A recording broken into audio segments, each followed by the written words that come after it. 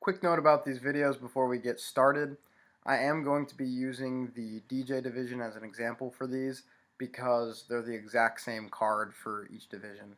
So even though I'm using DJ, this video is still applicable to photography, photo booth, videography, and officiant. Alright, so I'm going to explain each reminder card so that there's no confusion when it comes time to actually use it. So the first card that any division will have is first contact. So you'll see here in my reminders list, Vince Leota Jr., DJ first contact, May 30th, 16, Jess and Mark's wedding. Okay, so I go ahead and click it. And what we've got here is steps to achieve desired outcome. So the first step is obviously to call the client, give them a greeting, give them your contact info, let them know approximately when their first kickoff meeting will be, and if they don't actually pick up, go ahead and leave a voicemail. Alright, so let's say I just called the client. As soon as I'm done calling them, I go ahead and check it off. Now I need to go into DJ Event Planner to add a call log. So I go over to DJ Event Planner, I add my call log, I check off the box. And then finally, it's always good to send a follow-up email, because if you did leave a voicemail, maybe they don't check it, or let's say you even actually got to talk to them on the phone directly, you still want to send an email so that they have written form of your contact information. So once you send that hi from your DJ email, you go ahead and you check that off. And now you'd be done with this card. So you could go ahead and move it to desired outcome achieved. Okay, so some time has passed. You made your first contact a while ago. Now is time to invite them to the kickoff. So you'll see that the reminder card has spawned. Vince Leota Jr. DJ Kickoff Invitation. So I go ahead and click on it. Desired outcome, officially invite couples to the kickoff meeting. Steps to achieve desired outcome. Determine 3 or more potential kickoff times and dates. So this is when you go ahead and you look at your schedule and you figure out, okay, I could definitely meet on this day at this time, and give them 3 different options. Once you've figured out on your own personal schedule what you can do, you go ahead and check that off. You then take those 3 dates and times and you put them into the kickoff invitation email. So just make sure that you send the email from DJ Event Planner and that it includes the 3 or more times and dates that work for you. Once you've actually sent that kickoff invitation email, you go ahead and check it off. And then give a follow-up phone call just to let them know that you emailed them the times and dates, and you can go over it with them on the phone as well. It's still important to call, even if you sent the email, for 2 reasons. One, the biggest reason, not everyone gets emails. Sometimes it goes to spam, sometimes they're just bad about email. But 2, the more that they hear your voice on the phone, the more rapport you're going to have and the better relationship you're going to build. And that's what it's all about with clients, is building a good relationship. So once you've given them that phone call, you go ahead and you check it off.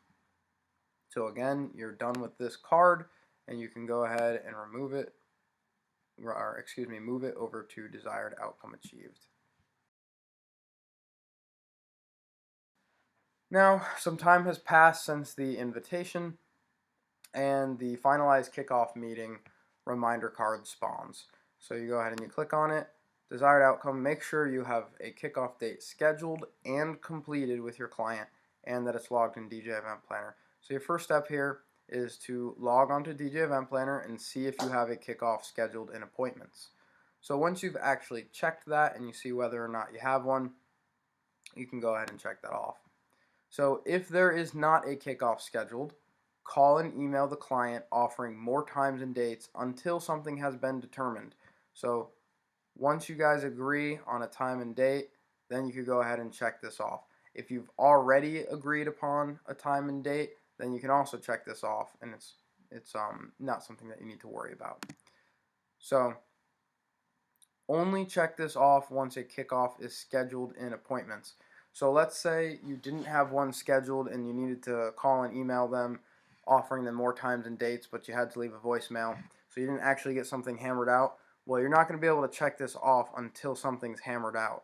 So, assuming you haven't gotten a response from them yet, you can't move this card to desired outcome achieved because the checklist isn't complete. and you can't check this off because you haven't actually been able to do this yet. So that's why it says move to holding tank if necessary. So you go ahead and you would move the reminder card to the holding tank for you to check up on at a later time. So let's say that you come back to your Trello board the next day and they got back to you. You check your email, you figure out a time that works for everybody, you go ahead and click on this. You now have put the kickoff in appointments, so you can go ahead and check it off. And again, the couple has actually attended the kickoff meeting. You're not going to be able to do this right away. You need to wait for the day to actually arrive before you can check this off. So this is going to sit in the holding tank for a little while. At this point, your best bet is to put a due date on it for when the actual meeting time is, so that you know when you should relook at this card. So let's say you scheduled the meeting for April 12th at 6 o'clock. You go ahead and save the due date, and then you won't have to worry about checking this every day because you'll know when you need to follow up on it. So let's say some time has passed and now it's April 12th. You'd go ahead, after that kickoff meeting, you could go ahead and check this off. Boom. And then the last step here, I've added all associated vendors to their DJ Event Planner file. So from the associated vendors video that you watched, you'll know what this means. And if you couldn't get all of it during the kickoff, you're going to have another opportunity to check this off during the final planning. So if you did get all the associated vendors, you go ahead and check it off. But if you didn't, all you need to do is put a little explanation, do dash,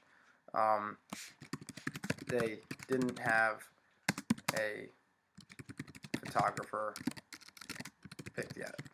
Something like that, if that's the case. But usually, by the time you're to a kickoff meeting, usually they will have everything.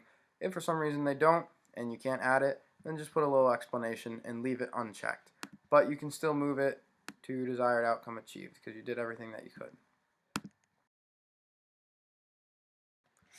So some more time has passed, and the Finalize Final Planning Meeting card has spawned. It's very similar to the Finalize Kickoff Meeting. Make sure you have a final planning meeting scheduled and completed with your client. So again, same thing. And by this point, you should definitely have all the associated vendors. This is very important.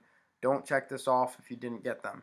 It's critical to what we're trying to do with timelines and coordinating with other vendors. So once you've added all the associated vendors, you go ahead and check it off, and boom, you can move it to desired outcome achieved.